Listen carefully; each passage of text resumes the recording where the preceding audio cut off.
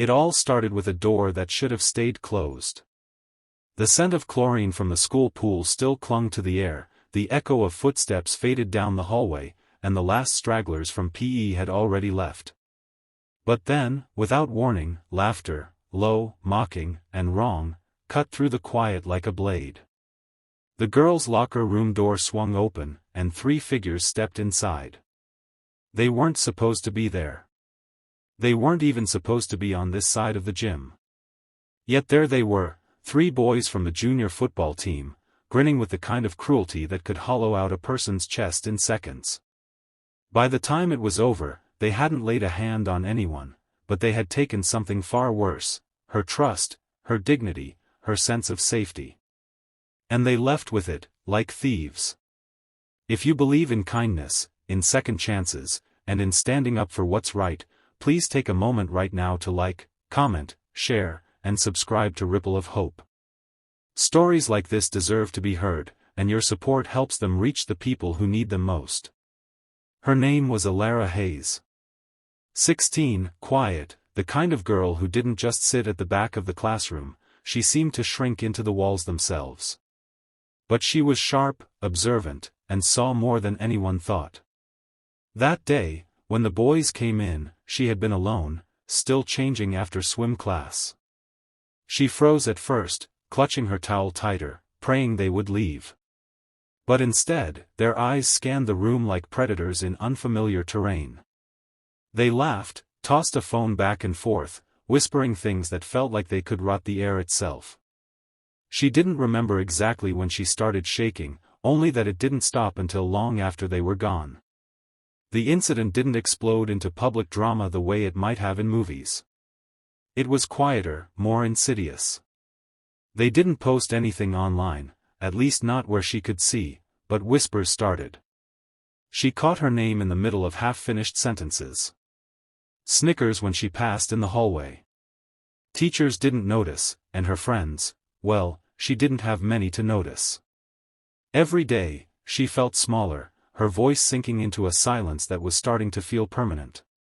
At home, her mother was working 2 jobs, her father gone years ago, and Elara never wanted to add more weight to her mother's already bowed shoulders. So she kept it inside. But silence is heavy, and it doesn't stay hidden forever, it turns into something else. Something sharp. Something calculated. She started paying attention. Not to them, but to everything around them. Who they hung out with. Which hallways they used. When they left their lockers unattended. Where they were careless. She watched, not with the eagerness of revenge, but with the cold precision of someone building a case. At the library, she read about school policy, privacy laws, and the kind of consequences the district couldn't ignore. She learned how fragile a reputation could be when truth was on the other side of the scale. It took weeks, but she gathered her ammunition in whispers and shadows. She discovered one of them, Tyler, was already on thin ice for a separate incident involving a teacher's stolen keys. Another, Mark, had been caught skipping class but had his record adjusted because his uncle was on the school board.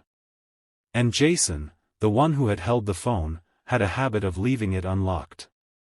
The day she made her move, it wasn't rage that fueled her, it was a quiet, steady resolve. She slipped into the computer lab before first period, logged into the school's anonymous incident reporting system, and attached files. Not lies, not rumors, just proof. Photos she had quietly taken of them in restricted areas, voice recordings of their own bragging, captured when they thought she was invisible. She even included screenshots of their group chat that Jason had carelessly left open one day. It wasn't just about her anymore. What they'd done to her was awful, but it turned out she wasn't the only one. Other names surfaced in their conversations. Other girls. Other moments they thought had been forgotten. When the principal called them in, the shift was immediate. Their swagger was gone. By the end of the week, whispers were following them instead. Parents stormed the school. Meetings turned into disciplinary hearings. Tyler was expelled. Mark and Jason were transferred to different districts for a fresh start, though everyone knew it wasn't their choice. For Elara, it wasn't about watching them fall, it was about standing in the locker room alone one afternoon and realizing she could breathe again. That the silence in her chest wasn't fear anymore. It was space. Room to grow. And strangely enough, she didn't feel triumphant. She just felt free.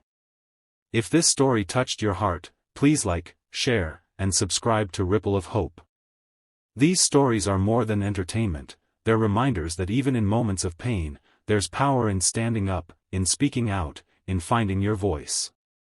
Before we end, I have a special request.